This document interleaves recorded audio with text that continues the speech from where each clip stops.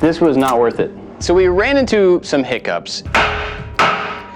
Ran into a little bit of a problem. The belt on my planer melted. I don't know how to get it to go any further.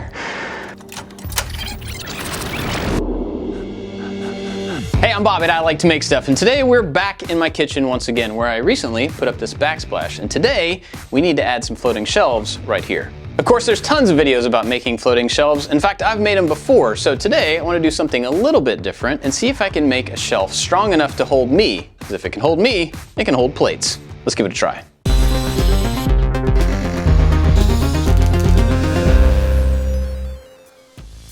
So the plan is we're gonna make 2 shelves, but each one of them is gonna be about 4 feet long, and it's gonna cross 3 studs. So I've got the studs marked. The first thing we have to do is make a bracket that's actually gonna go inside those studs, and then the shelf can go on top of them. This is very similar to other shelves, except for the fact that we're gonna be going into the studs with big pieces of steel. A lot of the times when you buy kits for these things, you'll see that there's a bar that goes against the wall, and then there's some pegs that come out from the wall to add support. Most of those kits will hold between like 50 and 100 pounds, which is probably fine, but I definitely want to go over the top on this one. So we're going to take the same idea, but instead of just coming out the front, part of that bar is actually going to go through this into the wall. And so I've got this flat bar that we're going to use to go along the wall behind the shelf. Then I've got this round bar, the steel, that's going to be going through a hole all the way through to act as a ledge for the shelf to go onto. So we're going to weld these two together. So the first thing we got to do is measure out where the studs are, drill some holes, and then we can weld these pieces in.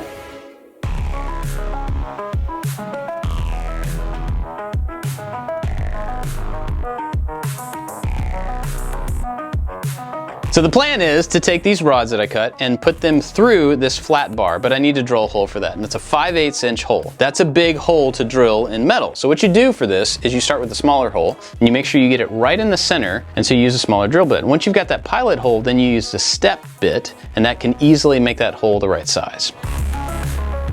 I've got those holes, but the thing that really matters here is that when they are welded on, they are perfectly square, because they can move in all of these directions, and if all 3 of them are facing different ways, it's gonna be really hard to get the wood on. So I need to make sure that these 2 pieces are square to each other in this dimension and in this dimension. And the way I'm gonna try to do that is to put in all of these rods, and I'm gonna lay it on the table so that we're actually not having to fight the weight of the rods. We're gonna fight the weight of the bar, which is a lot less. And so we're gonna use some magnets to square them up and hold them in that position so that I can tack around there, get them into place.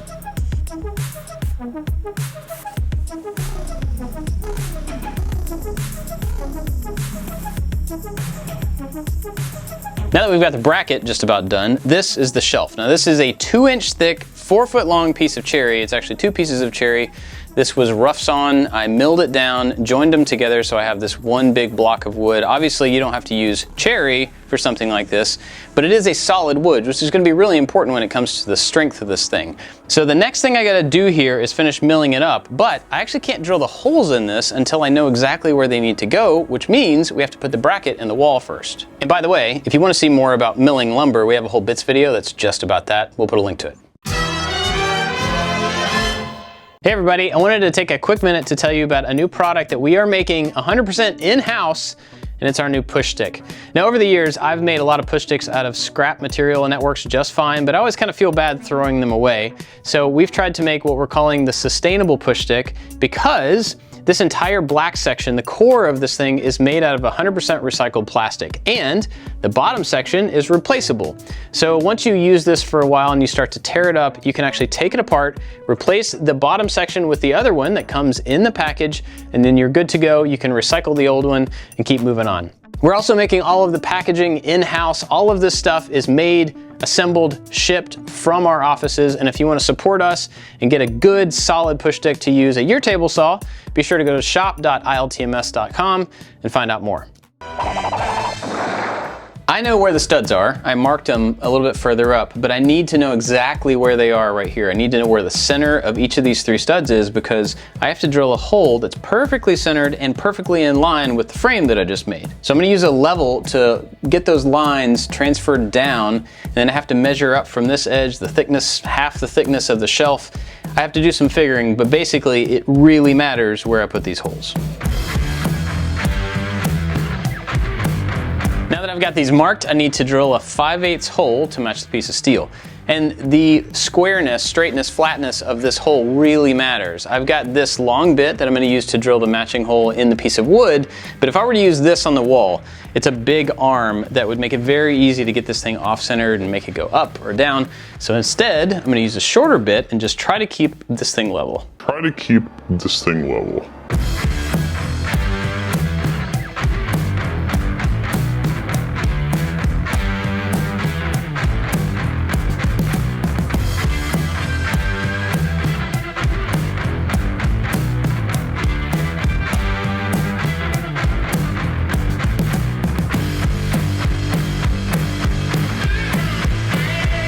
So that's basically where it's going to go, except obviously it needs to go on these rather than just sitting on top of them.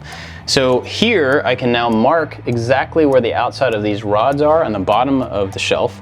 I can take it downstairs and then drill holes all the way through here so that this rod has a place to go. I did run into a little bit of a problem. When I was drilling the holes in the wall, I didn't have them as level as I thought I did. The squareness, straightness, flatness of this hole really matters. So the rods are coming at a little bit different angles. Luckily, I think when I go to hammer this piece of wood on, it's gonna push everything into place. I don't think it's gonna be a big deal, but putting a level on the drill when I was drilling the hole would have been a good idea.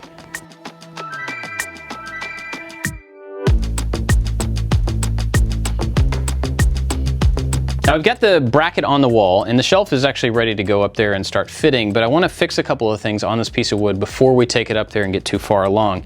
I've got several little checks and cracks in this piece of cherry that I want to fill so that they won't get any bigger. You can do that with CA glue or you can use epoxy. I use the 4-minute epoxy from Total Boat. This will make it happen really quickly, and we can mix in some black pigment so it'll look really cool too.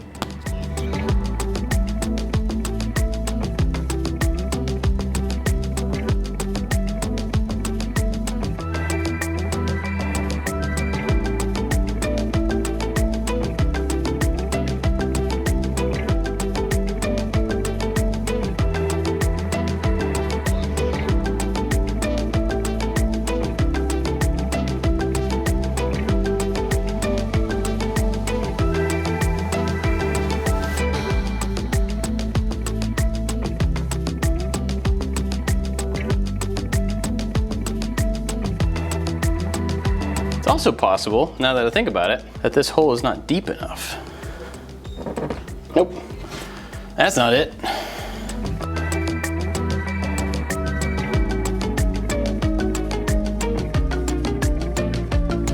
You just won't go that last little bit. Come on. I feel like it's just stopped.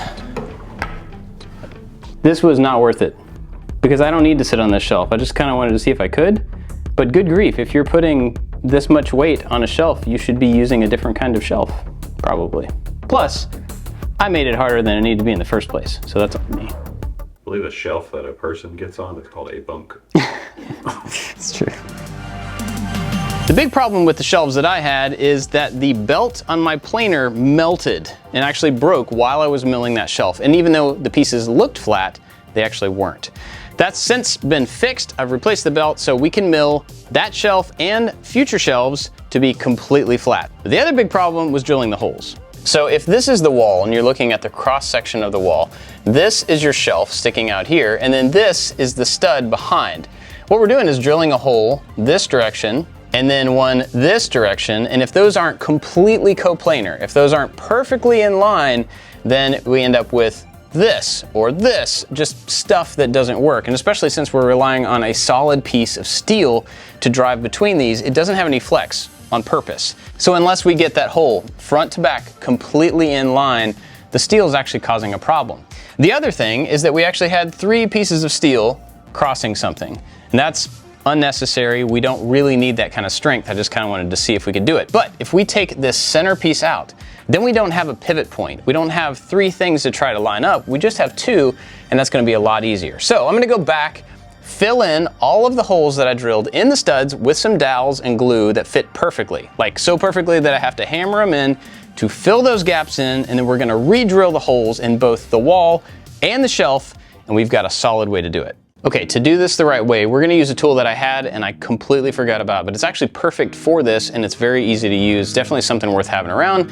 It's a drill guide. This one is from Rockler. We used it on a project a long time ago and I actually haven't touched it since because I haven't really needed it, but it's perfect for this. It's kind of like having a drill press that you can put a hand drill in, like an electric drill. You mount right on the back of this, you put in the bit, and then this whole mechanism slides on these parallel rails. You can also change the angle by making the entire thing lean any direction that you want. But if you want to get a perfectly perpendicular hole to the surface that you're on, you just put this base on that surface and then drill it. Perfect for this. Let's do it.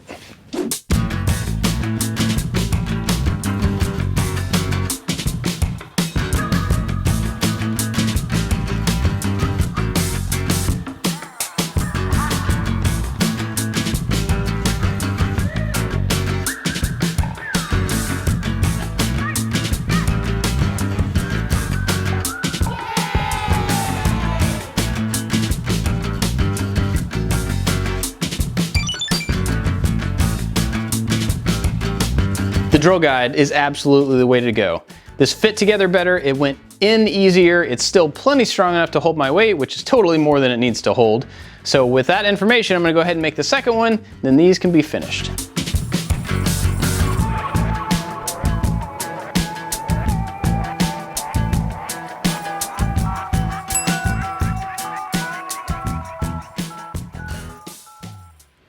Okay. I don't know why you would actually need a shelf strong enough to sit on to hold your weight, but maybe there actually is a reason.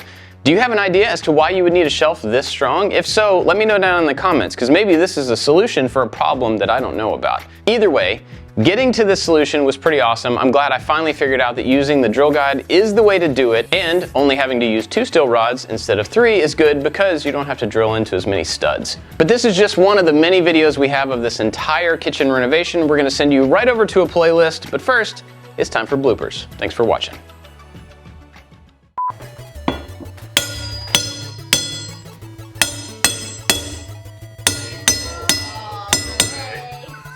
I didn't slip into your tile. Action! Oh. Okay.